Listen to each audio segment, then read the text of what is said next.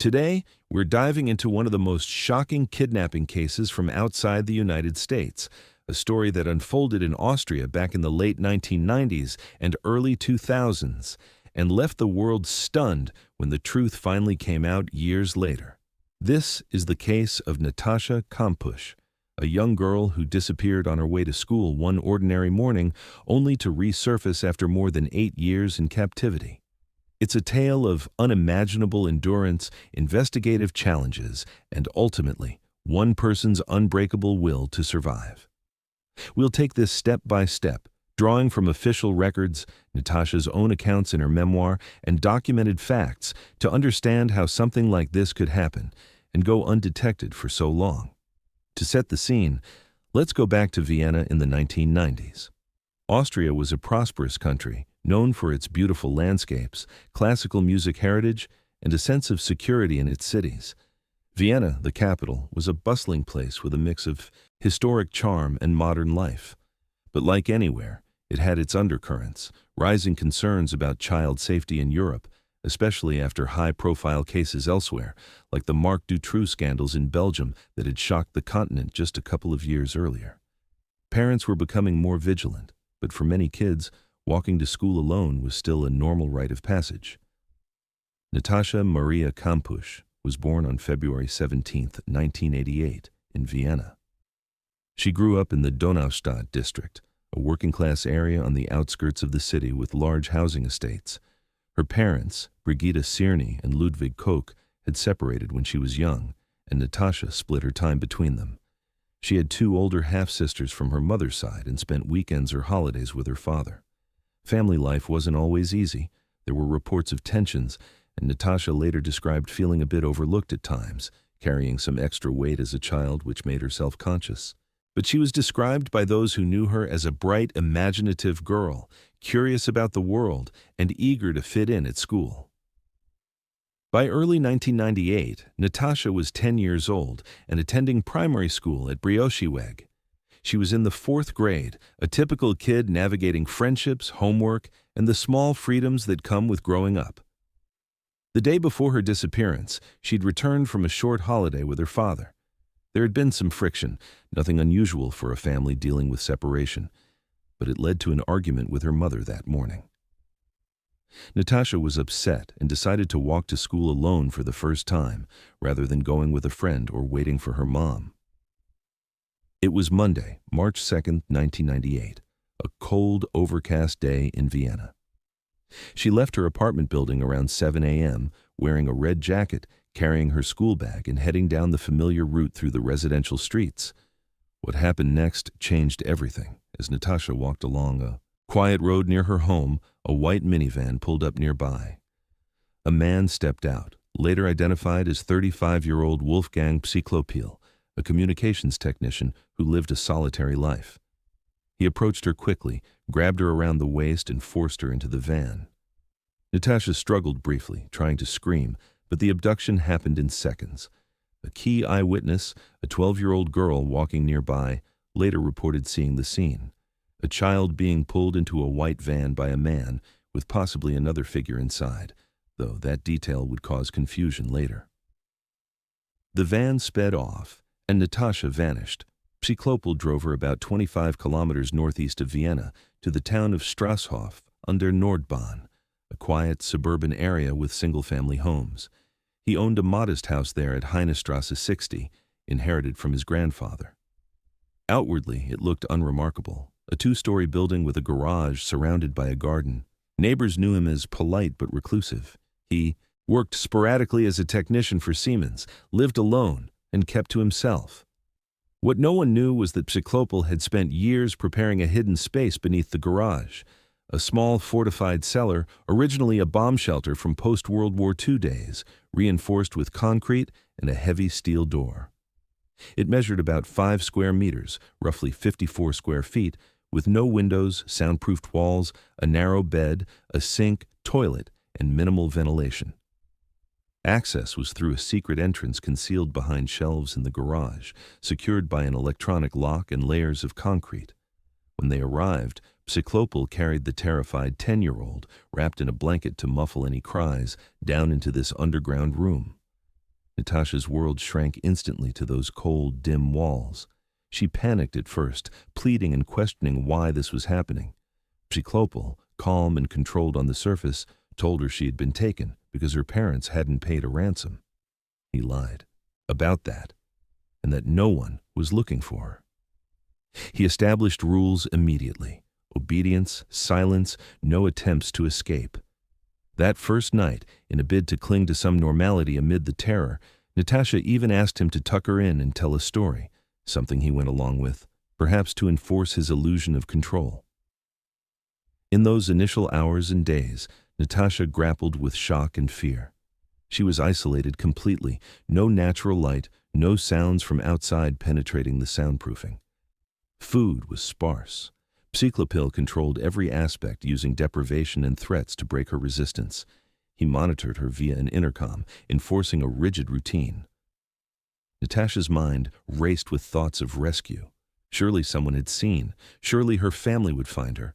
She held on to hope, imagining her life outside continuing without her, vowing inwardly to stay strong until help came. Meanwhile, back in Vienna, the alarm was raised quickly. When Natascha didn't arrive at school and hadn't returned home by afternoon, her mother reported her missing. Police launched an immediate search, one of the largest in Austria's post-war history. Helicopters scoured the area, search dogs were deployed, and officers went door to door. The media picked it up fast. A 10-year-old girl, last seen walking to school, gone without a trace. Posters with her photo, light brown hair, blue eyes behind colorful glasses, went up everywhere. As days turned to weeks, the search intensified, but yielded nothing concrete. Rumors swirled, links to organized crime, child trafficking rings, even far-fetched theories about organ harvesting. International alerts went out, and the case drew comparisons to other European abductions. Natascha's family was thrust into the spotlight. Her parents gave emotional appeals on TV, pleading for any information. The nation watched, hoping for a miracle, but as months passed, the trail grew colder. Down in the cellar, Natascha adapted as best she could and highlighted those early stages. The isolation was crushing. She later described retreating into her mind, creating mental escapes to cope with the endless darkness and uncertainty. Small acts of defiance, like holding on to memories of her family, kept a spark alive. Psychlopil's control tightened. He shaved her head at one point to humiliate and dominate her further, enforced starvation periods to weaken her physically. Yet, even in the beginning, Natascha's resilience showed. She observed him, learned his patterns, and quietly resolved to survive whatever came next. The world above had no idea she was so close, hidden in plain sight, just a short drive from Vienna. As the investigation pushed forward, missing crucial connections, Natascha's long ordeal was only beginning. The house at Heinestrasse 60 in Strasshof stood quietly among similar suburban homes, its exterior giving nothing away. Neighbors occasionally saw Wolfgang Psychlopil tending his garden or driving his white minivan, but he kept interactions minimal. He had taken over ownership of the family property in 1984 following his grandmother's death. The house had been built by his grandfather after World War II, with the basement shelter dating back to Cold War preparations. Over the years, he gradually transformed that old air raid shelter beneath the garage into something far more sinister. He poured concrete to reinforce the walls, installed a heavy steel door that weighed over 300 pounds, and built a concealed entrance hidden behind a narrow shelf unit. The mechanism required precise steps, moving the shelf, entering a code, then shifting concrete blocks. Once sealed, the room was virtually escape-proof from the inside. For Natascha, now confined to this 5-square-meter space, the reality of her new existence settled in quickly. The air was stale, recycled through a small fan system Psychlopil controlled from upstairs. Lighting came from a single weak bulb. There were no windows, no glimpse of daylight. Narrow bunk bed, a plastic bucket for waste in the early days, a tiny sink, and later a chemical toilet were her only amenities. The walls were bare concrete, absorbing sound so effectively that even loud screams would not carry beyond the room. Psychlopil had designed it that way: total isolation. In the beginning, he rarely entered the cellar for long. He would descend with minimal food, often just bread, water, or thin soup, place it through a hatch, and retreat. Natascha, still only 10, spent hours curled up on the bed, overwhelmed by terror and confusion.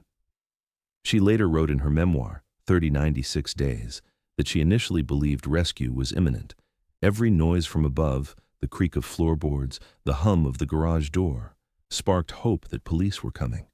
She imagined her parents searching tirelessly, posters with her face everywhere, the entire country mobilized. That belief kept her going through the first weeks. But days blurred into one another with no change. Cyclopal began, imposing strict rules communicated through the intercom. She was to remain silent unless spoken to, address him formally, and follow every instruction without hesitation. Any perceived disobedience brought punishment. Lights turned off for extended periods, food withheld, or verbal threats. He told her repeatedly that the police had stopped looking, that her parents had given up, that the world outside had moved on. These lies were calculated to erode her hope. Physically, the conditions took a toll almost immediately. Food portions were deliberately small, designed to keep her weak and dependent. Natascha, who had already been self-conscious about her weight before the abduction, lost pounds rapidly. Her hair, once long and light brown, was shaved off completely in the first months, an act of humiliation that left her feeling stripped of identity.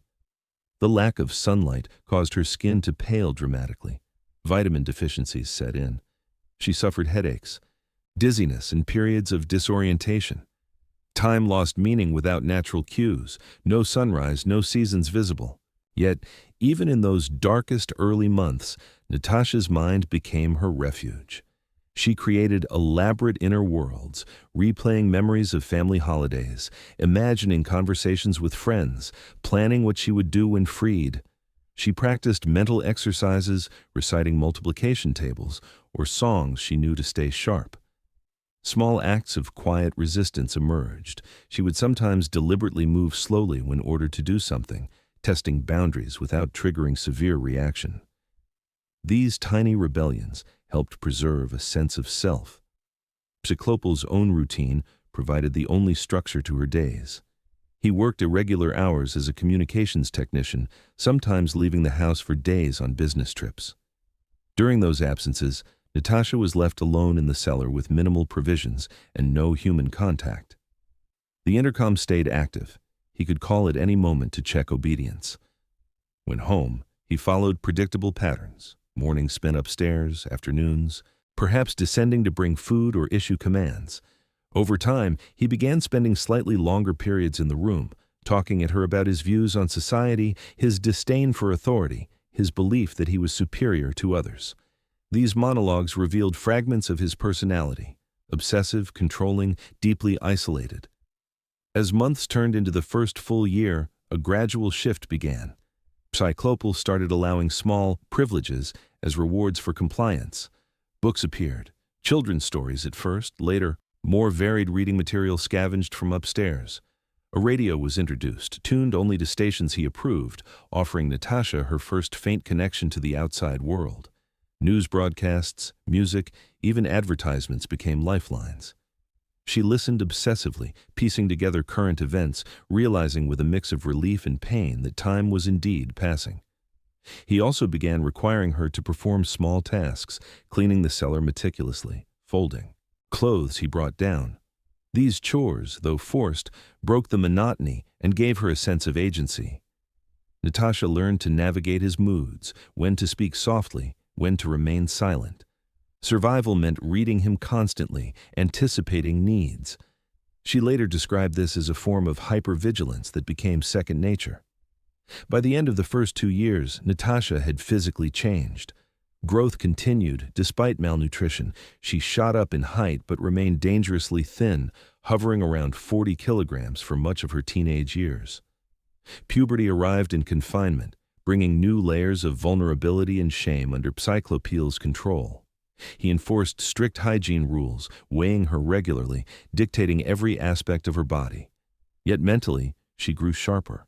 The books fed her intellect. She devoured history, literature, anything available.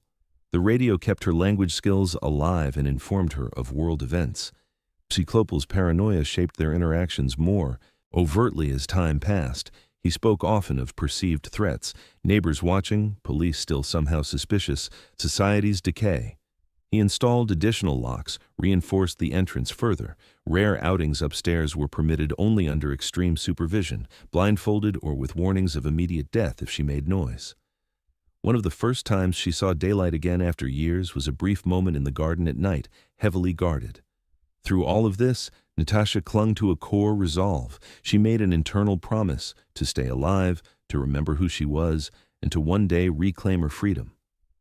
She observed Psychlopil meticulously, his habits, his weaknesses, the layout of the house as she gradually learned it. Hope evolved from childish expectation of rescue into a quieter, steelier determination to endure until an opportunity arose. Above ground, the investigation continued its intensive early phase, chasing hundreds of leads across Austria and beyond. The white minivan. Search expanded nationally, tips poured in from the public. But as months became years, momentum inevitably slowed. Resources were finite, other cases demanded attention, and without new evidence, the file risked sliding toward the cold case shelf. Deep beneath the unassuming house in Strasshof, Natascha entered her third year of captivity. She was no longer the frightened 10-year-old who had arrived. She was becoming a young woman shaped by isolation, control, and an unbreakable will to survive. The disappearance of Natascha Kampusch on March 2, 1998, triggered one of the largest and most intensive missing person investigations in Austrian history. Within hours of her mother reporting her missing, Vienna police mobilized hundreds of officers. Patrol cars canvassed the Donaustadt district, search dogs combed parks and wooded areas, and helicopters with thermal imaging scanned the surrounding countryside. By evening, Natascha's photograph, smiling shyly in a school portrait, was broadcast on every major television channel and printed on the front pages of newspapers the next morning. The breakthrough that shaped the entire investigation came from a single eyewitness, 12-year-old Ishtar Akan, who had been walking a few minutes behind Natascha that morning. She told police she saw a girl in a red jacket being pulled into a white minivan by a man. Crucially, she initially believed she saw two men, one driving, one grabbing the child, though she later clarified that the second figure might have been a reflection or misperception in the chaos of the moment. That detail, however small, would have lasting consequences. Police immediately focused on white minivans. Austria had thousands registered, and the search became a monumental task. Over the following weeks and months, investigators tracked down and physically inspected more than 700 white vans across the country, from Vienna to the borders. Owners were questioned, alibis checked, vehicles searched for trace evidence. The public was urged to report any suspicious white vans they remembered seeing that morning. One of those vans belonged to Wolfgang Psychlopil. On April 7, 1998, just 5 weeks after the abduction, 2 officers visited the house in Strasshof. Psychlopil greeted them calmly, invited them to examine the vehicle parked in his driveway, and explained that he had been renovating the house and using the van to haul debris. Inside the van, police found building materials, dust, and tools, consistent with his story. He stated he had been alone all day on March 2nd. The officers noted nothing unusual about the property or the man himself, no signs of a child, no suspicious behavior. The visit lasted less than an hour. Psychlopil was cleared, his name removed from the active suspect list, and the investigation moved on. That decision would later be scrutinized heavily, but in the moment, it made sense to the officers on the ground. The eyewitness had described a somewhat different van model in some details, and Psychlopil's explanation fit. No forensic traces linked him directly. With hundreds of other leads demanding attention, resources could not be tied up indefinitely on every cleared owner. Meanwhile, the search expanded in every direction. Divers dragged ponds and rivers near Vienna. Forests were grid-searched on foot. Interpol alerts went out across Europe, and Natascha's case file was shared with neighboring countries. Tips flooded in, hundreds, then thousands. Some claimed sightings in Hungary, others in Germany or even further afield. Each had to be followed up. Rumors spread rapidly that Natascha had been sold into a child prostitution ring, smuggled abroad for illegal adoption, or worse. The Austrian media covered every angle, sometimes amplifying unverified theories that sent investigators chasing shadows. The family found themselves under an intense spotlight. Natascha's parents, separated and already strained in their relationship, gave repeated television appeals. Her mother, Brigitte Cerny, spoke tearfully to cameras, begging for her daughter's return. For a brief period early in the investigation, police questioned whether family members might have been involved, a standard procedure in child disappearances. But no evidence supported that, and focus quickly shifted outward. As spring turned to summer 1998, hope remained high among the public. Massive poster campaigns blanketed Vienna and surrounding towns. Schools held awareness events. A reward fund grew. Yet concrete leads dwindled. The white van search, despite its scale, produced no arrests. Forensic examination of the abduction site, a quiet residential street, yielded little. No usable footprints, no dropped items, no CCTV in that era to capture the moment. Behind the scenes, investigators pursued other avenues. They looked into known sex offenders in the region, mapped their locations against the abduction site, and conducted interviews. Psychologists assisted in building a profile of the kidnapper, likely a lone male, organized, possibly with prior minor offenses, capable of long-term planning. That profile matched Psychlopil in several ways: his isolation, technical skills, history of petty theft as a youth. But without a direct link, it remained theoretical. One overlooked detail from the early days would later haunt the case. A trained police dog handler reported that during a search near the abduction route, his dog showed strong interest in a particular direction, as if tracking a scent. The handler suggested expanding the search radius northeast toward Lower Austria. Budget and manpower constraints limited follow-up, and the lead was not pursued aggressively. By the end of 1998, the investigation had generated thousands of pages of reports, interviewed countless witnesses, and cost millions of shillings. Yet, Natascha remained missing. The case stayed open and active, assigned to a dedicated team in Vienna's criminal police, but the frantic pace of the first months inevitably slowed. Detectives shifted to long-term strategies, re-interviewing witnesses periodically, monitoring tips as they came in, waiting for new technology or a mistake by the perpetrator. Public interest waxed and waned. On anniversaries, first 1 year, then 2, media revisited the story with renewed appeals. Natascha's school friends grew older without her. Classmates spoke in interviews about the empty desk that was eventually removed. Her family kept her room untouched, holding vigil in their own ways. In Strasshof, life appeared normal. Psychlopil continued occasional work, maintained his house, and avoided drawing attention. Neighbors remembered him as quiet, polite when spoken to, but distant. No one reported anything suspicious, no cries heard, no unusual activity noticed. The hidden cellar remained sealed, its occupant enduring year after year. By 2000, 2 years after the disappearance, the case had settled into a painful limbo. It was no longer daily front-page news, but it had not been forgotten.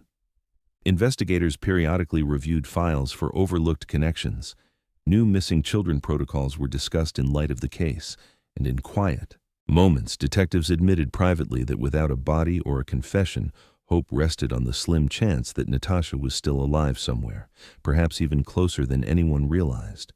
As Natascha entered her adolescent years underground, adapting to a world defined by 4 concrete walls and one man's control, the massive machinery of the investigation continued turning above her, methodical, determined, but missing the one crucial thread that could have led straight to Heinestrasse 60. As the calendar turned to 2001 and beyond, Natascha Kampusch entered what would become the longest phase of her captivity, the slow, grinding years when the initial terror settled into a suffocating routine. By now she was a teenager, physically transforming in a space barely large enough to stand and stretch.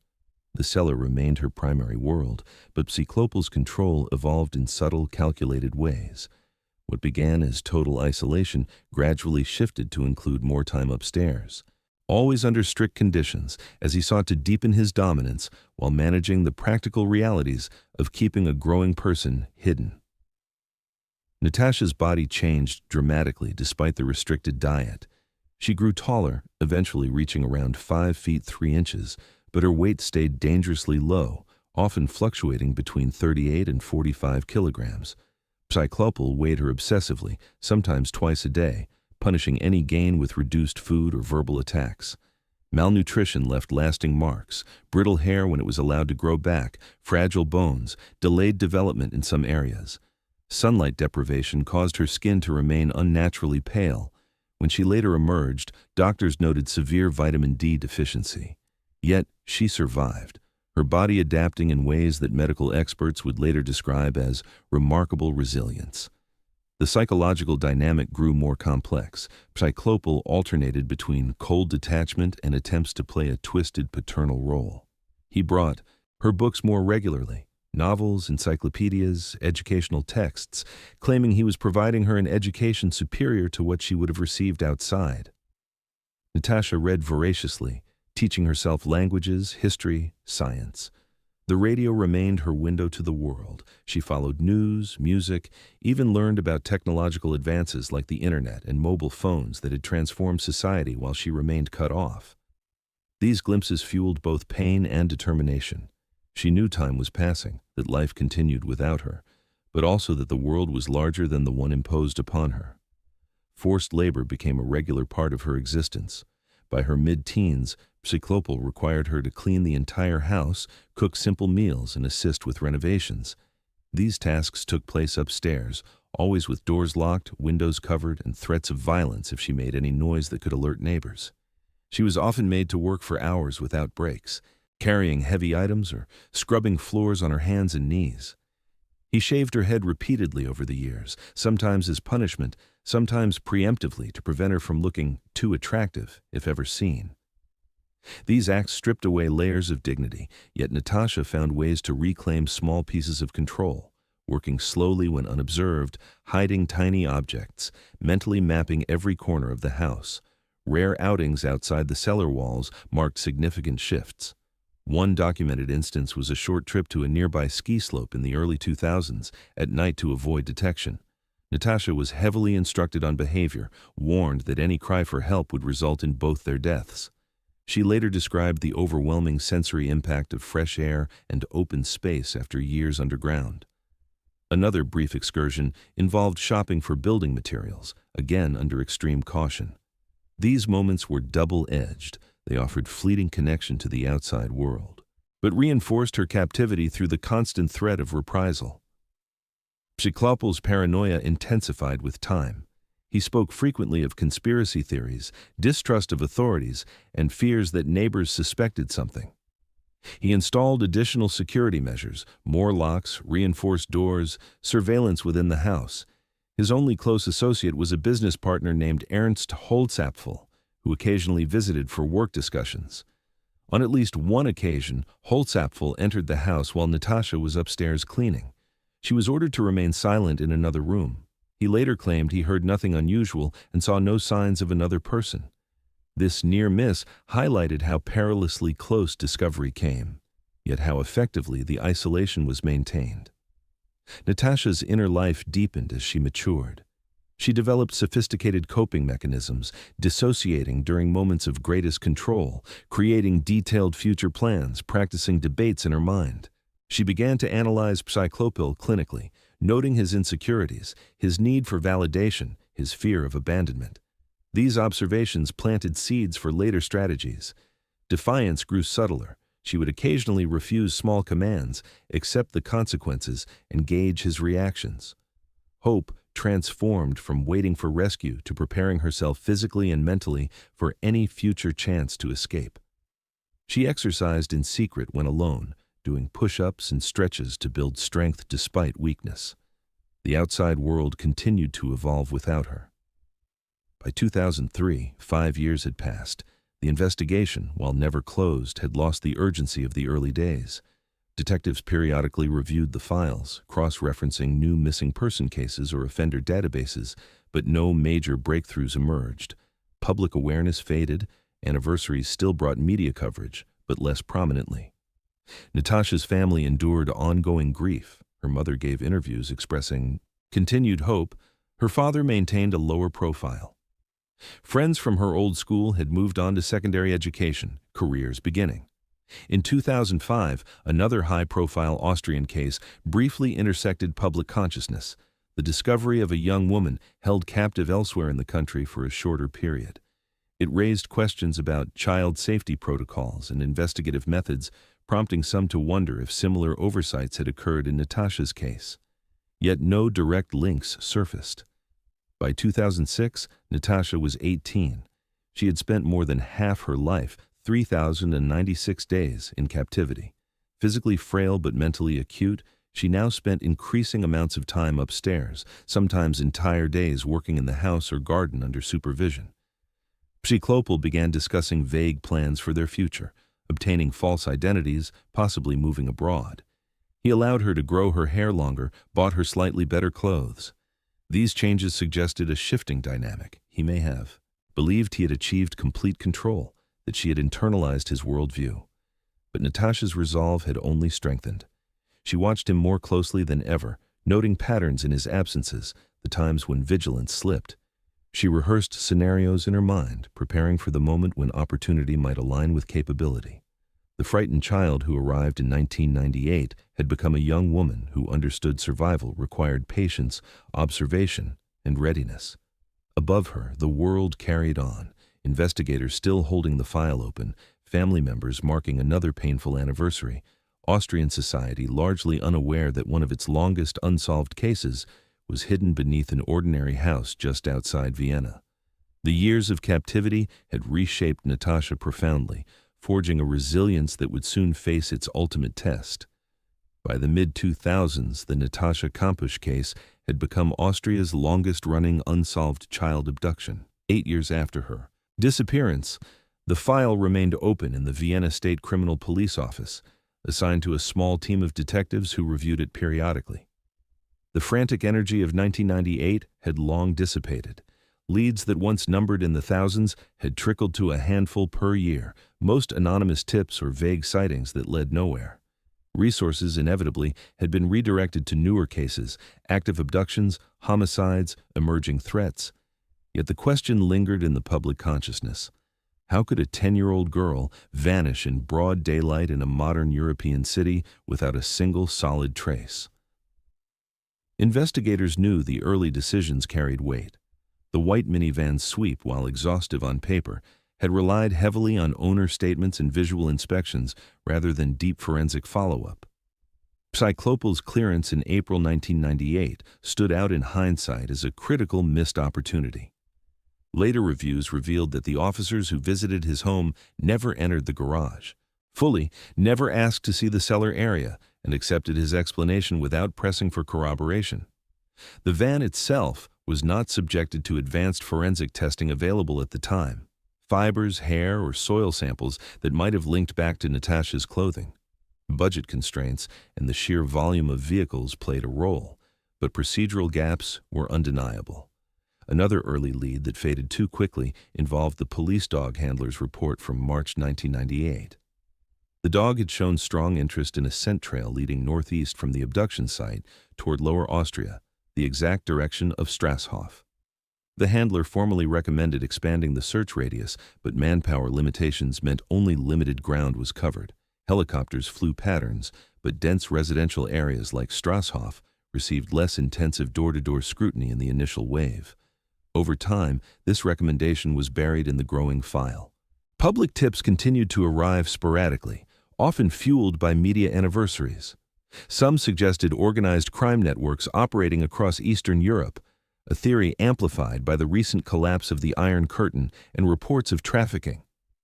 Others pointed to pornography rings or lone predators with private dungeons, theories that felt disturbingly prescient after later Austrian cases.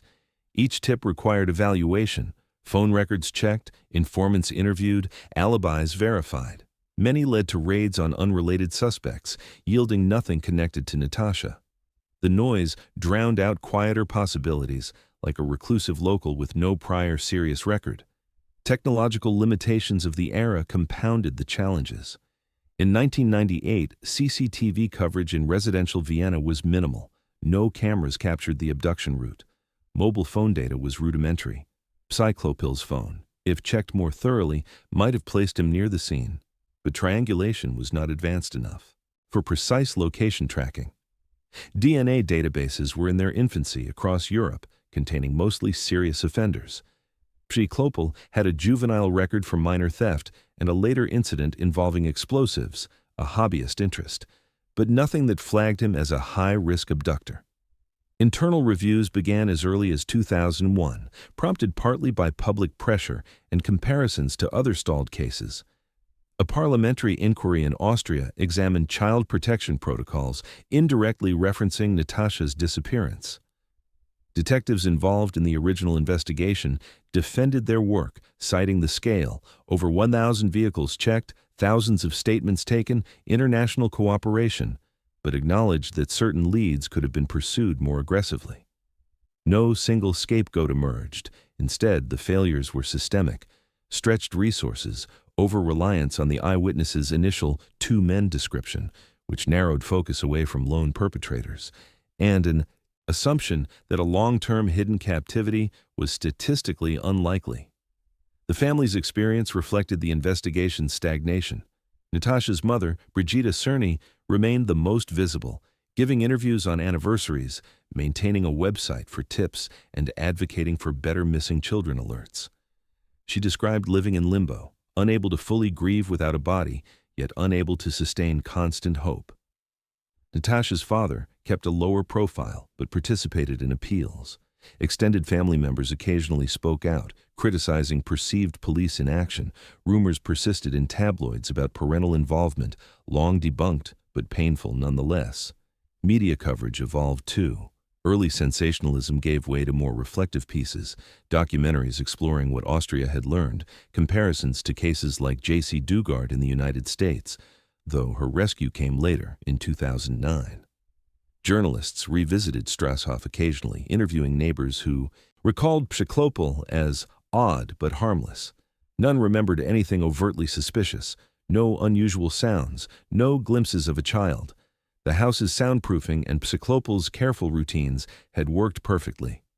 In 2005-2006, a series of unrelated but disturbing cases in Austria reignited national debate about hidden captivity. The discovery of 3 young girls held by their own father in Amstetten, the Josef Fritzl case, revealed in 2008, would later amplify scrutiny, but even beforehand, smaller incidents prompted questions. Could Natascha still be alive, held somewhere in plain sight? The possibility, once dismissed as far-fetched, gained reluctant credibility among some investigators. Files were pulled out again, cross-referenced with property records, utility usage anomalies, reclusive homeowners. Przyklopil's name surfaced in one such review, his low-profile lifestyle in single-occupancy home fitting a broad pattern. But without new evidence, it remained a Shion. Footnote: detectives assigned to the case in these later years worked methodically. They monitored age-progressed images of Natascha, circulated internationally. They liaised with Europol and Interpol, tracking any cross-border child exploitation networks. Tips from psychics or well-meaning citizens were logged and dismissed. The team grew smaller, down to 1 or 2 lead investigators supported by analysts. Morale was mixed. Professional duty kept the file alive, but personal belief in a positive outcome had waned for many. Yet the investigation never officially went cold. Annual reviews continued, new forensic techniques were applied retroactively when possible, and the reward for information remained active. Austrian authorities, sensitive to criticism after other high-profile failures, ensured the case stayed in the system. Deep below Heinestrasse 60, Natascha marked her 18th birthday in February 2006. Alone, unaware that the machinery above still turned, however slowly. She had long stopped expecting imminent rescue. Instead, she focused inward, building physical strength when possible, honing mental acuity, waiting for the moment when Przyklopil's guard might slip just enough. The stalled investigation, with all its missed connections and procedural regrets, had allowed 8 years to pass. But in the summer of 2006, a chain of small events would finally align, bringing the hidden truth to light in a way no amount of police work had managed to achieve. In the spring and summer of 2006, subtle but significant changes began to ripple through the rigid structure of Natascha Kampusch's captivity. At 18 years old, she was no longer the small, powerless child Psychlopil had abducted. Years of forced labor, cleaning, cooking, renovating, had built a degree of physical endurance despite her persistent underweight condition. Mentally, she had sharpened her awareness to a fine point, cataloging every detail of the house, every routine, every slight variation in his behavior. The balance of control, while still overwhelmingly in his favor, had started to shift in imperceptible ways. Psychlopil began allowing her far more time outside the cellar. Days, sometimes entire weeks, were spent upstairs in the main house. She cooked meals for both of them, worked in the garden during daylight hours, always with windows covered or under close watch, and even assisted with minor tasks in the garage. The heavy steel door to the cellar was no longer sealed every night. Instead, she slept in a small room on the upper floor, though doors remained locked and alarms set. These concessions were presented as rewards for good behavior, signs that he trusted her compliance. In reality, they reflected practical necessity. He could not keep a fully grown person confined to a 5-square-meter space indefinitely without logistical complications. Outwardly, Psychlopil appeared more relaxed. He spoke of future plans with increasing frequency, obtaining forged documents, possibly relocating to another country where they could live openly as a couple. He bought her new clothes, allowed her hair to grow past her shoulders, and occasionally permitted small personal choices like selecting music on the radio. To an outsider, these might have seemed like normalization. To Natascha, they were evidence of overconfidence. She listened carefully, nodded obediently, and continued observing. She noted that his business was faltering, that he left the house more often for errands, that his vigilance occasionally lapsed when distracted by phone calls or work. Physically, Natascha remained strikingly fragile in appearance. At 18, she weighed just over 40 kilograms, her skin almost translucent from lack of sun, her frame slight and delicate. Doctors who examined her after escape would describe her as looking much younger than her age. Yet beneath that fragility was a calculated strength. She performed exercises in secret, squats, arm lifts, core, work, whenever left alone long enough. She ate whatever extra food she could without triggering his suspicion. Most importantly, she prepared mentally. She rehearsed escape scenarios repeatedly. What she would do if a door was left unlocked, if a neighbor appeared, if a moment of distraction arose. Fear still existed, but it was now tempered by resolve. Encounters with the outside world remained rare, but grew slightly more frequent. Psychlopil's business partner, Ernst Holzapfel, continued occasional visits. Natascha was instructed to stay out of sight or remain silent in another room. On at least one documented occasion in these later months, she was upstairs vacuuming while Holzapfel was present downstairs. She could hear voices but made no sound. The proximity of another person, someone who could have heard a deliberate noise, tested her restraint. She chose to wait, understanding that a failed attempt would bring catastrophic consequences. Garden work provided fleeting glimpses of normal life. Neighbors' voices carried over fences, children played in nearby yards, cars passed on the street. Natascha learned to distinguish regular sounds, the mail delivery, the garbage truck, dogs barking. She began to recognize patterns in pedestrian traffic, noting times when the street was busier. These observations fed into her planning. She knew screaming would likely go unheard due to the house's positioning and her weakened voice after years of minimal use.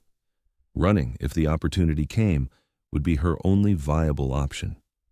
Psychlopil's paranoia, though still present, seemed to ebb in direct proportion to his sense of security. He no longer shaved her head. He allowed short, supervised walks around the property at dusk. He spoke less about immediate threats from police and more about long-term arrangements, passports, new identities. Natascha listened and responded in ways that reinforced his belief in her submission. She later explained in interviews that this compliance was strategic. The more he trusted her obedience, the more freedom he granted, and the closer she came to a viable escape window. By August 2006, the dynamic had reached a precarious equilibrium. Natascha spent most days upstairs, performing household tasks, while Psychlopal came and went. The cellar door stood open much of the time. Its role as primary prison had diminished. She understood that her physical condition, while improved from childhood, still limited her. Running long distances or fighting prolonged resistance was not realistic. Any escape would need to be swift, decisive, and timed perfectly. August 23, 2006, began like many recent days in Strasshof. The summer sun was strong, the suburban street quiet except for occasional traffic, and the distant sounds of neighbors going about their routines. Wolfgang Psychlopal had decided to buy a new car and planned to travel into Vienna later that afternoon to handle paperwork. Before leaving, he told Natascha to clean his black BMW, which was parked in the driveway just outside the open garage. Vacuuming the interior was a familiar task. She had done it before under his supervision. This time, however, he wanted the car spotless for the trade-in. Natascha, dressed in simple clothes and noticeably thin at around 42 kilograms, carried the vacuum cleaner outside shortly after noon. Psychlopal stood nearby at first, watching her work. The vacuum's loud hum filled the air, masking other sounds. Then his mobile phone rang. He glanced at the screen, muttered that it was an important call about the car deal, and walked back into the house to take it in a quieter room. The gate to the street, usually kept closed, had been left slightly open earlier for expected deliveries. Natascha noticed it immediately. She continued vacuuming for a few moments, heart racing as she processed the situation. Psychlopal inside, distracted by the call. The vacuum noise covering movement, the gate ajar, neighbors potentially within reach. Years of mental preparation converged into a single, clear decision. She switched off the vacuum cleaner, set it down on the driveway, and ran. Barefoot and moving as fast as her weakened legs allowed, Natascha sprinted through the open gate and into the neighboring properties. She cut across gardens, climbed low fences, and headed toward houses where she saw signs of life. Her first attempts to get help failed. Doors were locked, or no one answered her frantic knocking. At one house, an elderly resident peered through a window, but hesitated, perhaps unsure about the pale, disheveled young woman pleading desperately. Natascha kept moving, driven by fear that Psychlopal would notice her absence at any second. Finally, at a house on nearby Gänsehäufelstrasse, she encountered 21-year-old Sabine Freiberger, who was in the kitchen. Natascha banged on the window and called out, "Please help me, I've been kidnapped. My name is Natascha Kampusch." Freiberger, startled but sensing the urgency, let her in through the back door. Natascha was trembling, barely able to speak coherently at first. She repeated her name and explained she had just escaped from a nearby house after years of captivity. Freiberger locked the doors, gave her water, and immediately dialed the police emergency number 133. The call came in at 12:53 p.m. Officers from the local Gensendorf station responded within minutes. When they arrived, Natascha was sitting in the kitchen, wrapped in a blanket, still shaking. The officers recognized the name instantly, Austria's most famous missing child. To confirm her identity, they asked detailed questions about her family, her school, and the day she disappeared. Her answers matched the records perfectly: the red jacket she wore in 1998, the argument with her mother that morning, even small personal details known only to investigators and family. One officer later recalled her saying quietly, "I knew you'd come one day, but I couldn't wait any longer." Police secured the scene and arranged for Natascha to be taken to the nearby Deutsch Wagram police station for safety while a larger team mobilized. News of a possible breakthrough spread rapidly through official channels. Detectives from Vienna who had worked the case for years were notified. Some refused to believe it until seeing confirmation. Back at Heinestrasse 60, Psychlopal ended his phone call and stepped outside. The vacuum cleaner lay abandoned on the driveway, the BMW's door still open. Natascha gone. He realized immediately what had happened. Panic set in. He jumped into his red BMW 850i, the car he had been preparing to sell, and sped away. Surveillance cameras later tracked his erratic route, first toward Vienna, then north along secondary roads. He made several phone calls, including one to his business partner Ernst Holzapfel, during which he reportedly said, "It's over, she's gone." Holzapfel urged him to turn himself in. Psychlopal refused. By early evening, police had converged on the Strasshof house. They discovered the hidden cellar exactly as Natascha described: the concealed entrance behind the garage shelf, the heavy steel door, the narrow concrete room with its sparse furnishings. Forensic teams began documenting everything: the bunk bed, the sink, the intercom system, stacks of books and notebooks Natascha had used. The discovery confirmed beyond doubt that this was the prison where she had spent 3,096 days. Meanwhile, Psychlopil drove to Vienna's northern outskirts. Around 8:30 p.m., he parked near the Praterstern train station, abandoned the car, and walked to the nearby Wien Nord station. Witnesses later reported seeing a distraught man pacing. At approximately 9 p.m., he jumped in front of an oncoming suburban train.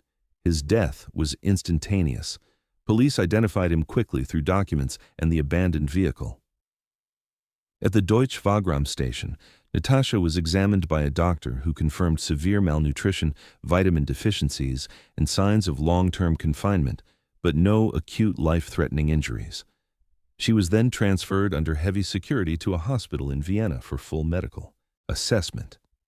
There, shielded from media, she was reunited with her mother for the first time in 8 years.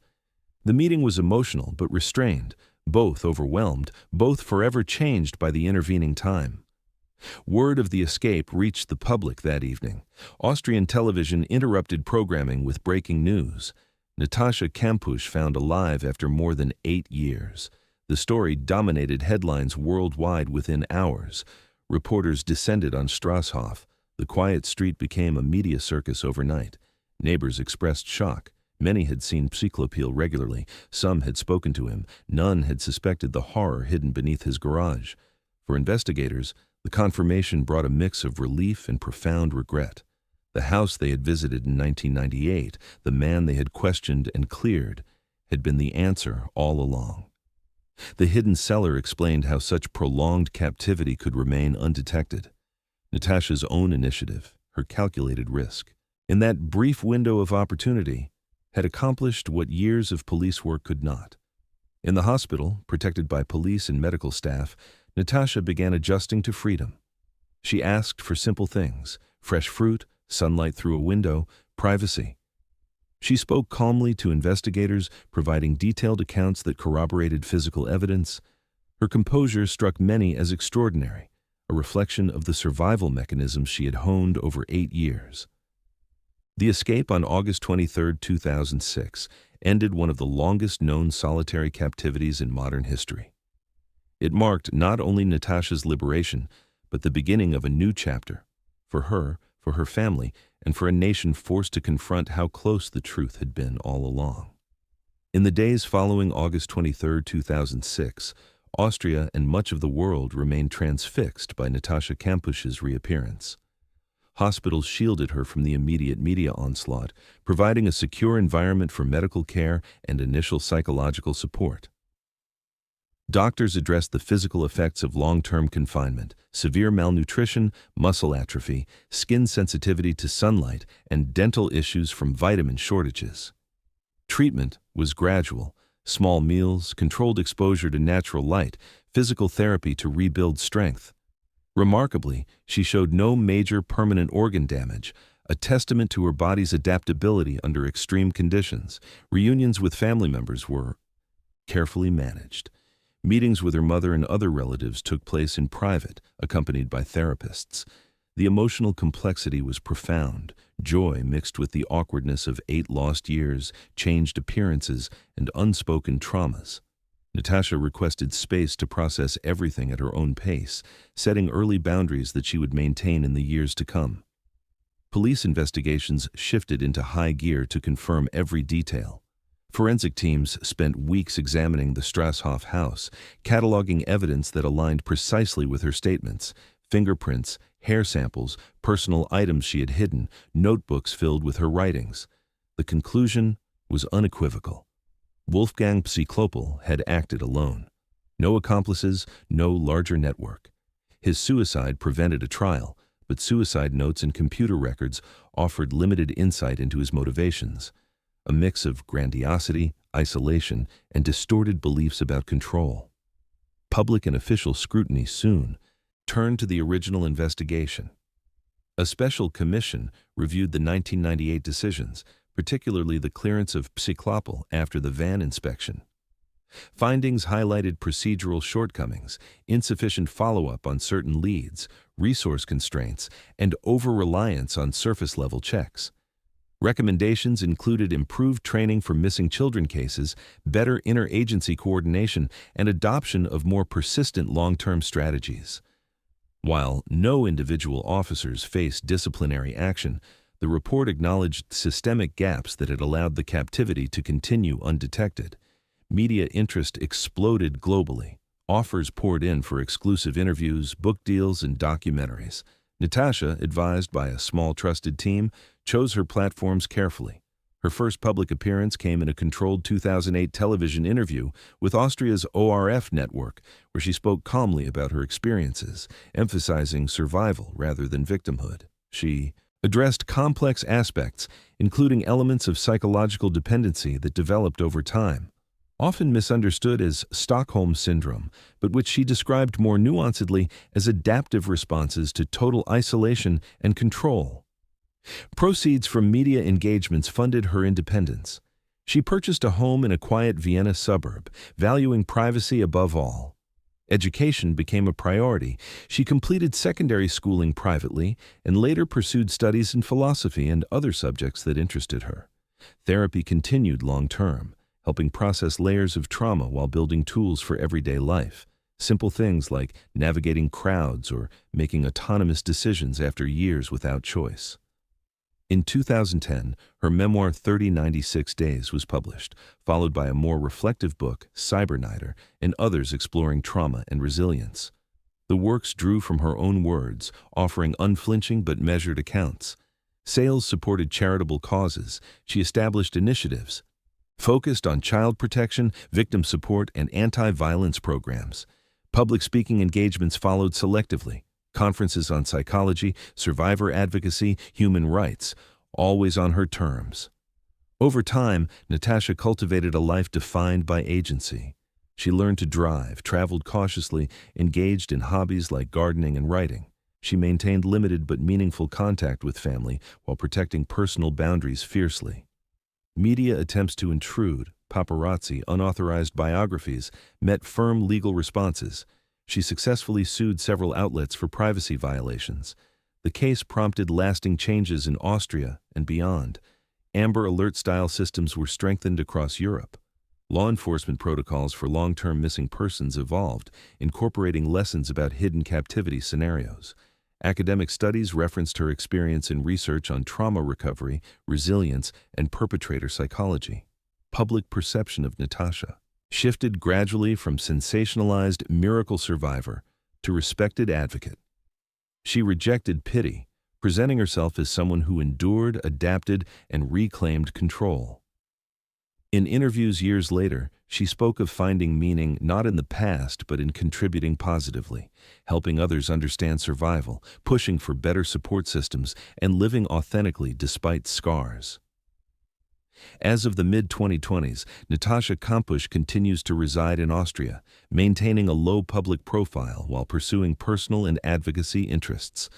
She has expressed no desire for the spotlight beyond chosen moments, focusing instead on ordinary freedoms, quiet days, trusted relationships, the ability to choose her own path. Her story stands as a powerful reminder of human endurance, of how one person's quiet determination can overcome unimaginable odds. It also underscores the importance of vigilance in investigations, the complexity of recovery, and the strength found in reclaiming one's voice after silence. From a 10-year-old girl walking to school in 1998 to a woman who shaped her own future against all expectations, Natascha's journey reflects not just survival, but the deliberate choice to live fully on the other side of trauma. Thank you all for staying with me through this long story about Natascha Kampusch, one of the longest and most haunting kidnapping cases in the world. This is a journey of more than 3,000 days surviving in darkness, a testament to the extraordinary resilience of a 10-year-old girl who grew into a strong woman who chose to speak up and keep living. I hope through this story we not only see the pain, but also recognize the incredible power of the human spirit while understanding the importance of listening, protecting children, and never giving up on searches that may seem hopeless. Thank you for taking the time to listen all the way to the end. If this story left you with any emotions or thoughts, please share them in the comments below. I'd love to read them. If you found this video meaningful, don't forget to like, share, and subscribe to the channel to support me in continuing to bring you true crime stories told with respect and responsibility. See you in the next video. Wishing you a peaceful day and always cherish the freedom we have. Take care and see you soon.